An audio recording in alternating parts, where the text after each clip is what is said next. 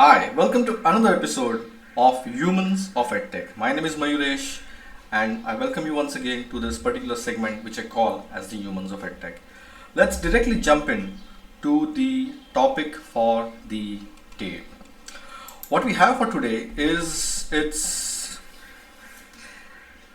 easy to be difficult, right? So what this essentially means is that when we are designing edtech products, when we are designing content, when we are designing experiences, the difficulty of the content is something that is very important to be calibrated, because the learner is there to consume the content, the learner is there to seek an outcome, and the outcome for the learner can be a job, a permanent skill upgrade, a competitive exam, a certification that he or she needs to clear. So it can be multifold. So it is very important that the learner stays in the ecosystem, the learner stays on the platform or the product and consumes the content and gets the outcome that he or she is looking forward to. And that's why the difficulty level is one of the very critical things that you absolutely must get it right. So this is a very introductory treatment to this particular subject, where I'm essentially going to help you understand the various levers, measures of what are the various parameters by which we perceive the difficulty. Let me just quickly jump into this. So we are going to have a very quick literature review. We are going to look at how the difficulty is perceived or measured, then why does it matter, and how the perception typically varies. This is a 3-post series where I'm going to get significantly deeper into just the difficulty part and how we tackle it from a product perspective, and how are the things we can make these things simpler, and how it impacts some specific business outcomes. So let's just dive deeper in this particular thing. Historically, I've looked at quite a few papers with respect to what is it that is available on difficulty. So a vast amount of literature is essentially available for primary, pre-primary, essentially students, and skills typically evaluated over there slash the difficulty is measured for reading comprehension, math, verbal ability. It is typically in those folds where the tests administered are typically reading comprehension based, and the difficulty of the subject is measured as the lexical difficulty, that is with respect to the kind of words, structure of sentences, length of sentences, so on and so forth. A very simple Google search will reveal things like Flesch Kincaid readability scores, and there are multiple such readability scores. So I think that's something that you can explore.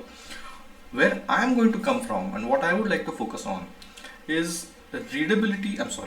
What I would like to focus on is the difficulty calibration for edtech products for adults, and specifically on tech products, because that is where I think I have some first-hand insight. Awesome. So jumping on, how to measure and perceive difficulty. Some of these are quantitative measures that you can put into place, and some of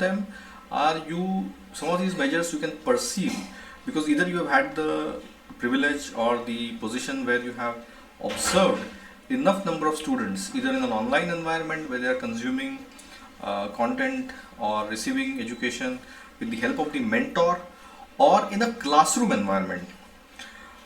This is where I can vouch, where I have had the chance, I have had the privilege where I have been sitting in a class where the mentor is delivering the sessions, and I am purely observing the mentor and purely observing the students, what kind of questions they are asking, making notes, understanding. It's a very enriching experience where you really understands, and if you do a very thorough job at it, and if you do it longitudinally, you will be able to see some very strong trends with respect to students who are asking a particular type of questions with respect to experience brackets, their need for getting a job, their current income levels. So I think all these have a very significant impact. So that is, I think, a discussion for a separate point in time. But let's just quickly jump into how to perceive and measure difficulty. All right. Right, let me just quickly move a little bit. So length. So, I've taken a different mediums over here. So mediums can be your slides, videos, it can be text, dense text content, latex formulas, tables, examples, external links, schematics, and so on and so forth.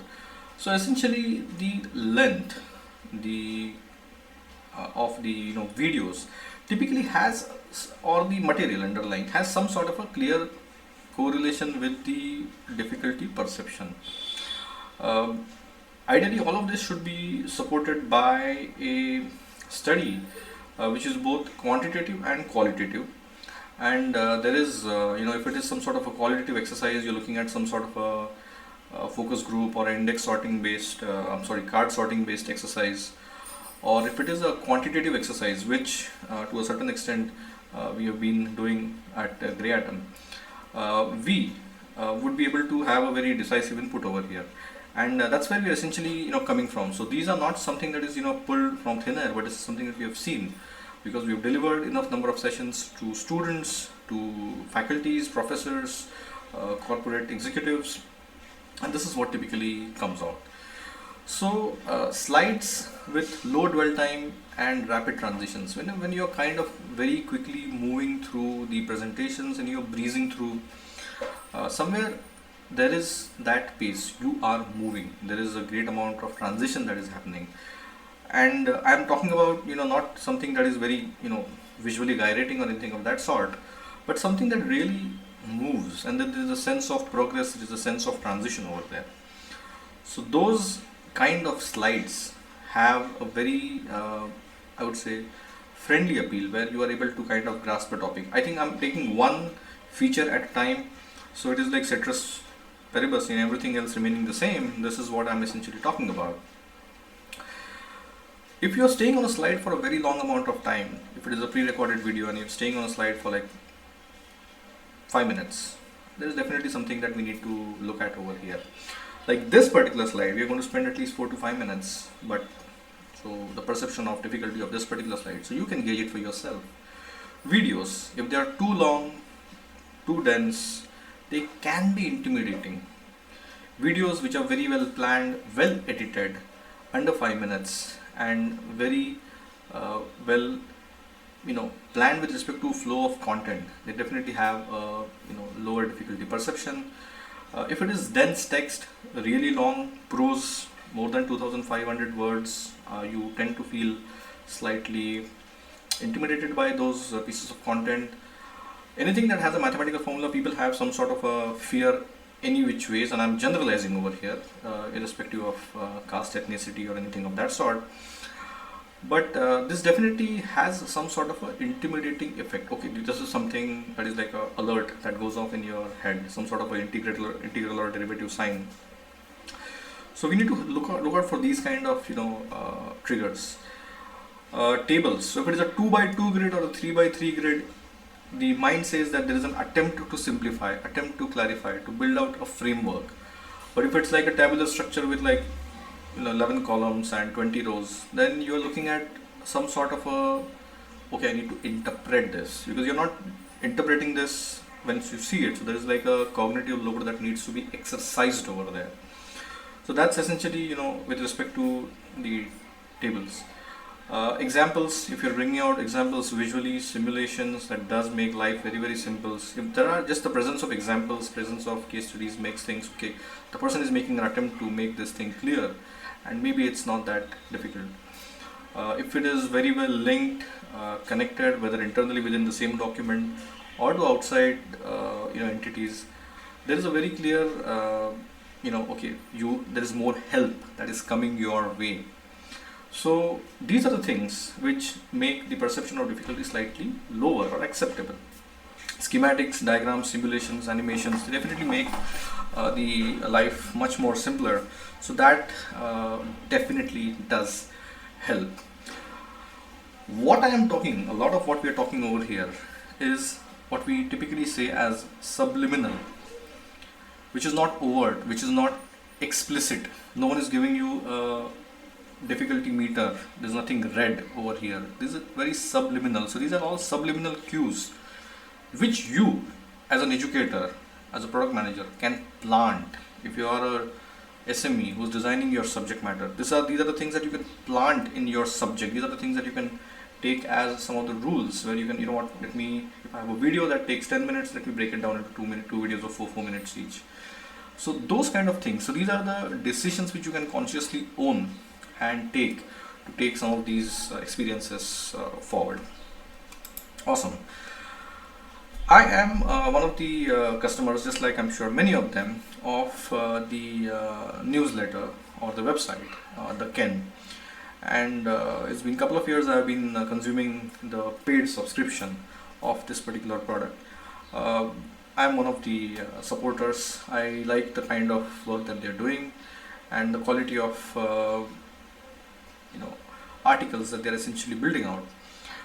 Over a period of time, I've seen the House of Ken mature out. The quality is up and down at times, but I think it is some good journalism, good paid journalism at work. So I would like to take something from them, and I would just like to call this the Ken factor. Yeah, I think there is a subject. The number one thing is the each of their subject. It has a very clear topic, which is very catchy. There is a subtitle. That's the thing that is written over here. There is a typo. There is a subtitle. There is a 4-point summary that typically shows below a Ken article. Then there is a 200-word summary, because the Ken articles are designed to be anywhere in excess of 1500 to 3000 words. You probably want to give them like a short summary, 150 words. It has very well developed charts. Over a period of time, they have built a visual appeal which is very proprietary of them.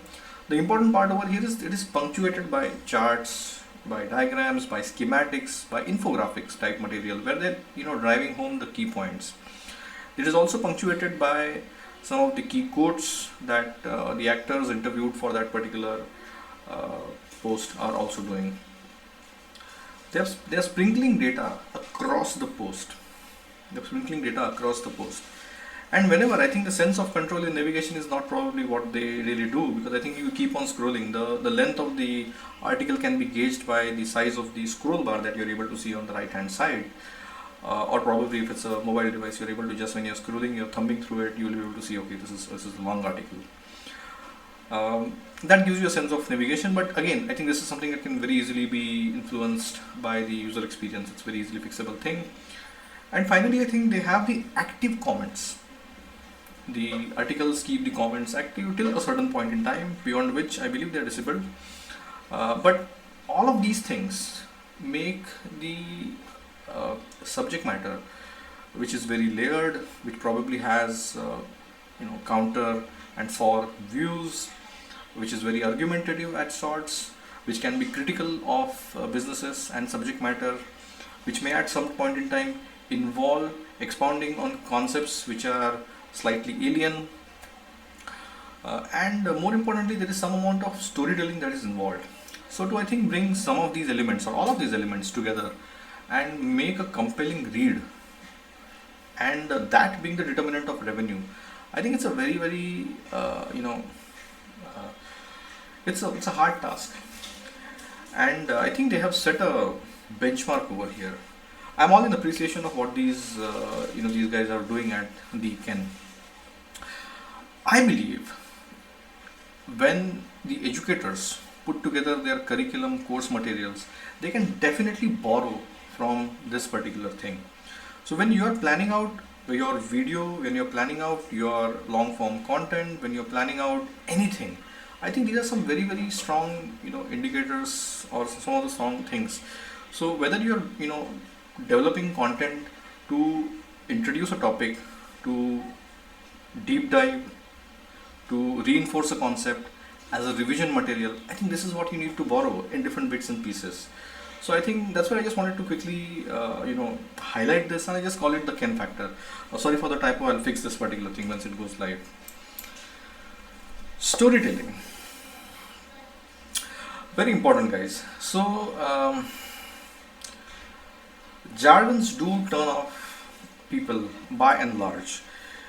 If your subject matter is to be delivered in an online remote environment, isolated, and you really want people to learn and pick up what you're doing and not be impressed by you or what you're dishing out, um, using the jargons in the right proportion is very, very critical. Front loading them may be intimidating. Introducing them, explaining them what this whole thing is, and then saying, what, by the way, this is the fourth law of thermodynamics. So rather than, starting off with, okay, we are going to discuss entropy. No, I think there is a much better description, there's a much better way to, elucidate, to communicate the same concept.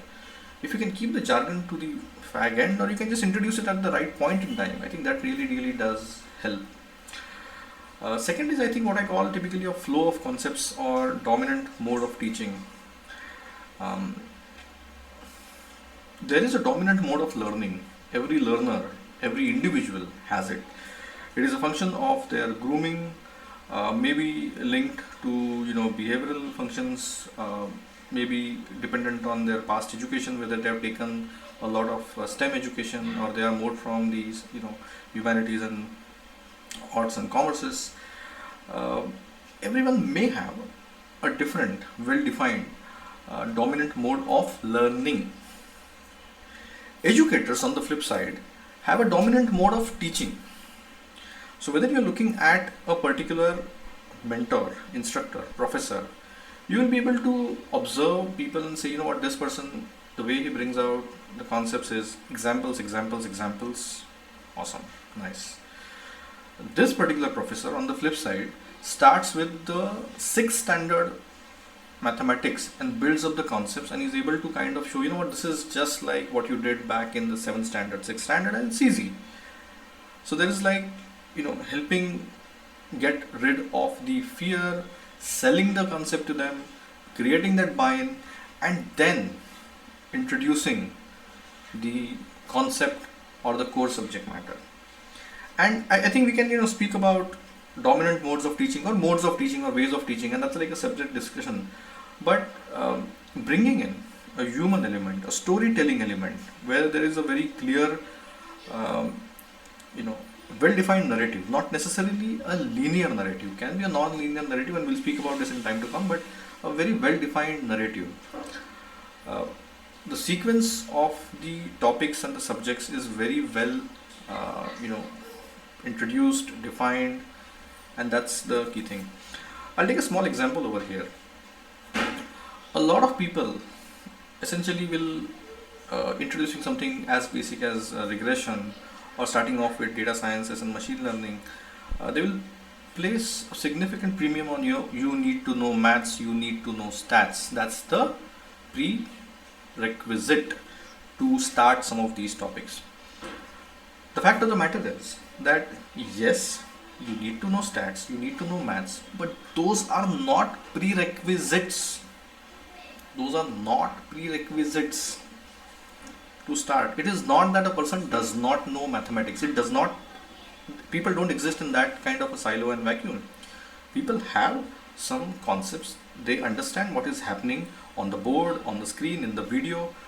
They do not have names, or the concepts are not very well crystallized in their mind. So making them as prerequisites is essentially installing mental blocks in people's mind, and that hinders their learning. So the flow of concepts can be, we start in a very programmatic way, or we start developing a visual intuition, or we do some sort of a geometric simulation.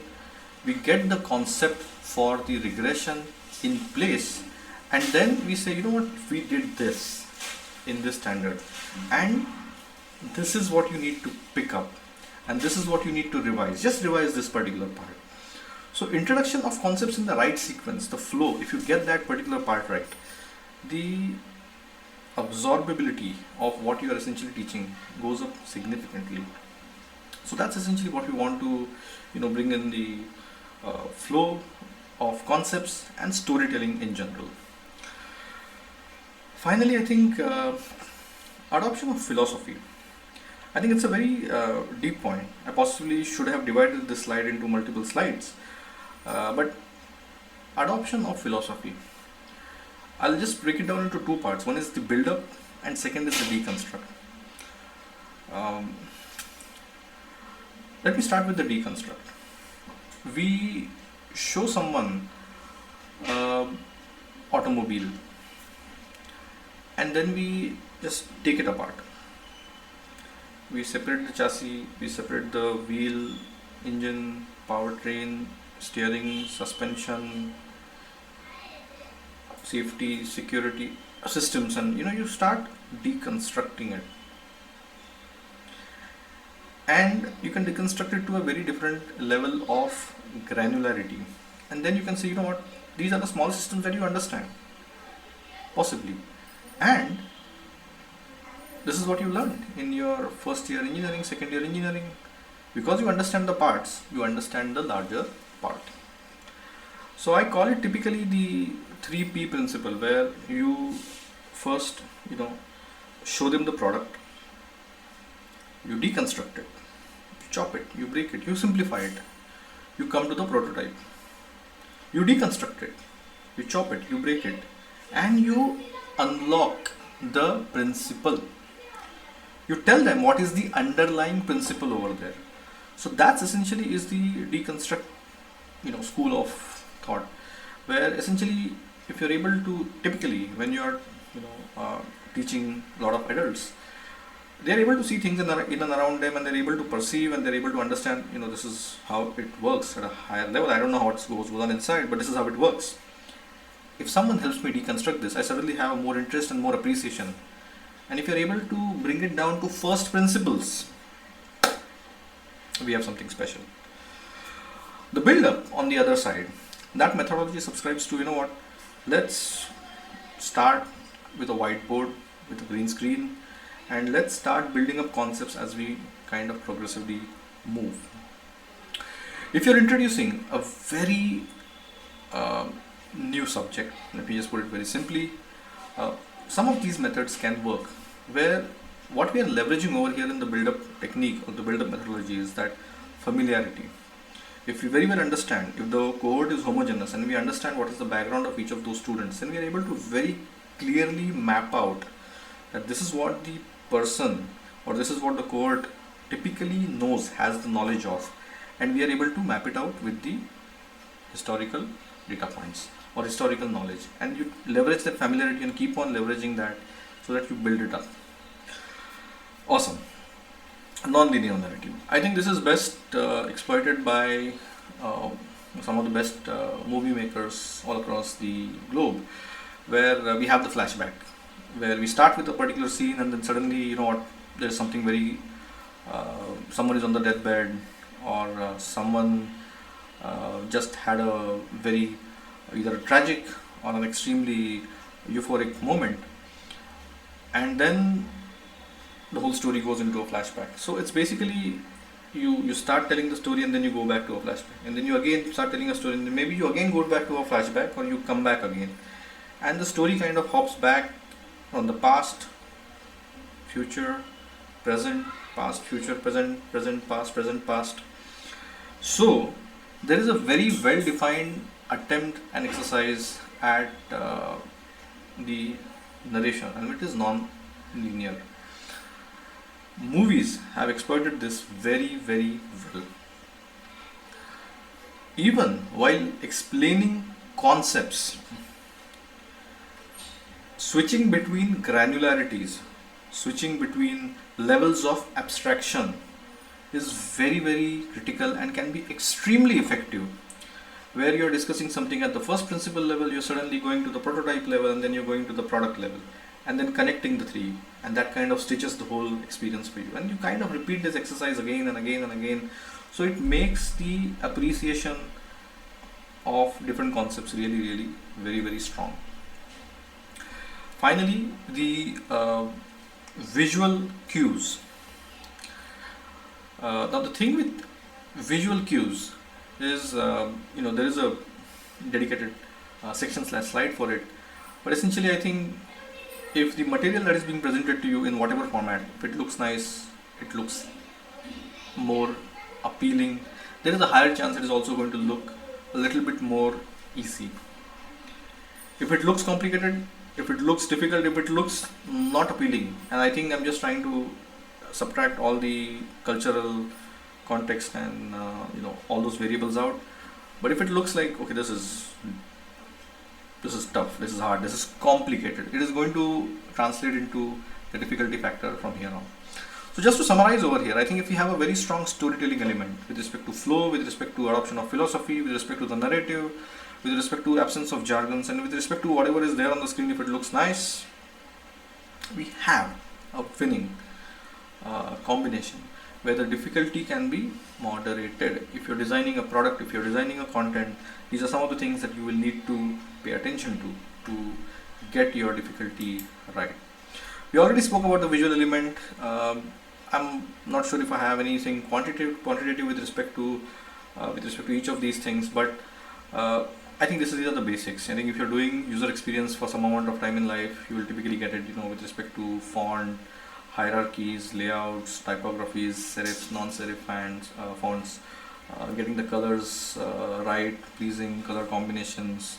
Colors have their connotations, the cultural connotations, contrast, usability, night mode, day mode, maxing out the screens for distraction free.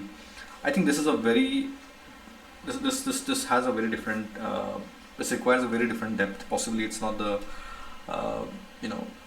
we won't be able to do justice in a particular screen or section, but the visual cues and the visual elements play a very significant role with respect to the difficulty perception. Awesome, great. So we've had a look at how to perceive, how to measure the difficulty. Now let's just quickly have a look at why the difficulty really matters. What does it really impact? Great. So it influences the academic outcomes, it influences your completion rates, your abandonment rates, it influences whether people really stay interested or they lose interest and they go away. It really impacts whether people get invested in your product, they attain the learning outcomes that they are looking out for, whether they are staying motivated, what kind of proficiency levels that they are developing.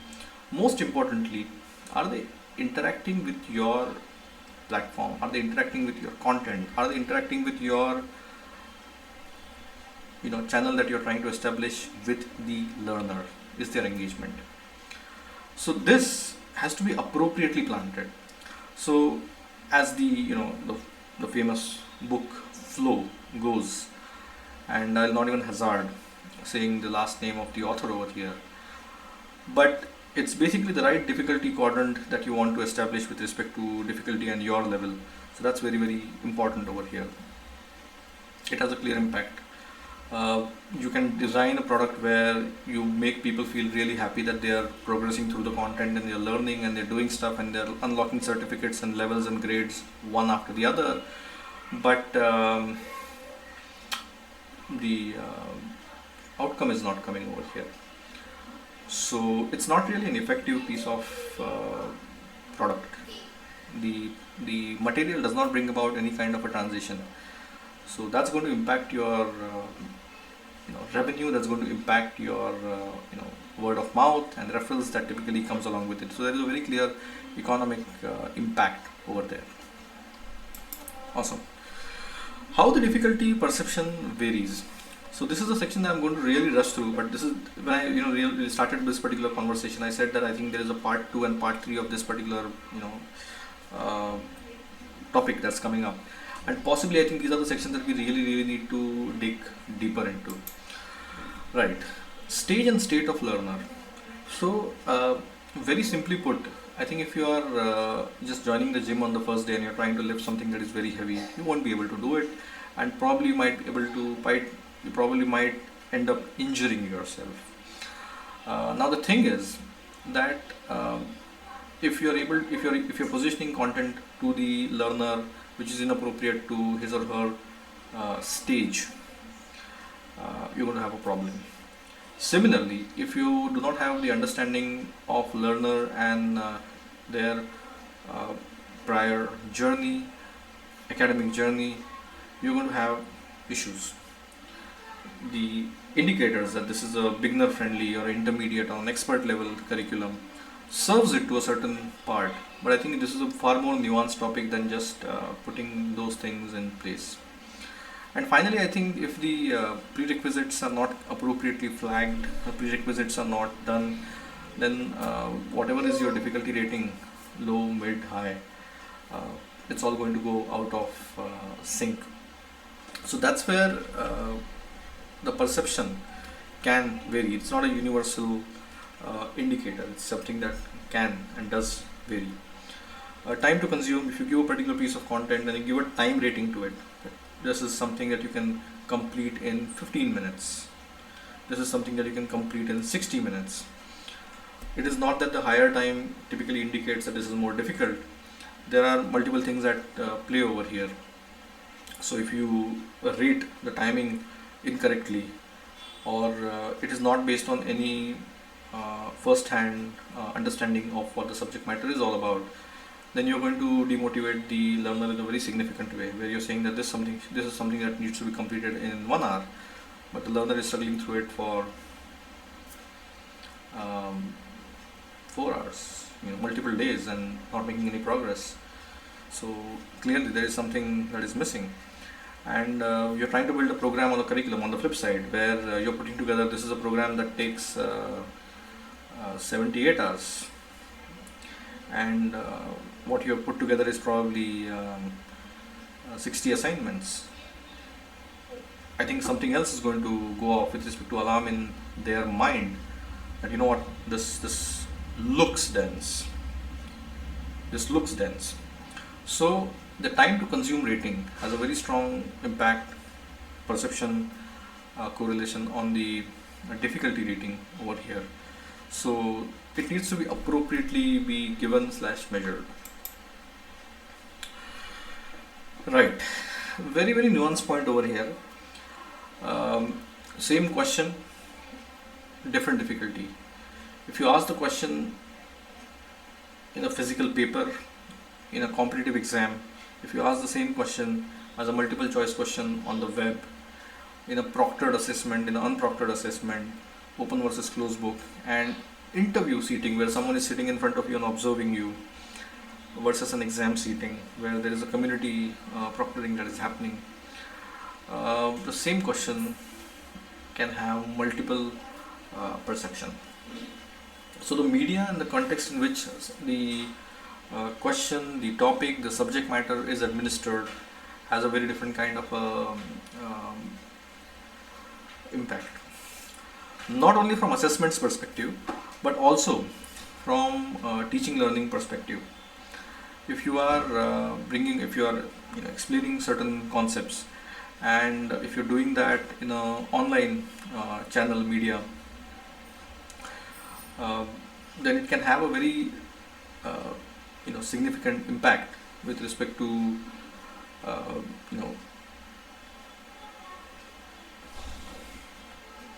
it can have a significant impact with respect to how it is being perceived. So I think that's pretty much it on the media and the context part. Awesome. So thank you so much, guys. If you want to receive more of these updates, you can follow me on LinkedIn, and stay tuned for more and more updates. Awesome. This was a long video. Thank you so much for watching in. I need to rush. I'm sure you need to rush, and I'll get back to you with another episode of Humans of EdTech. Thanks. Bye.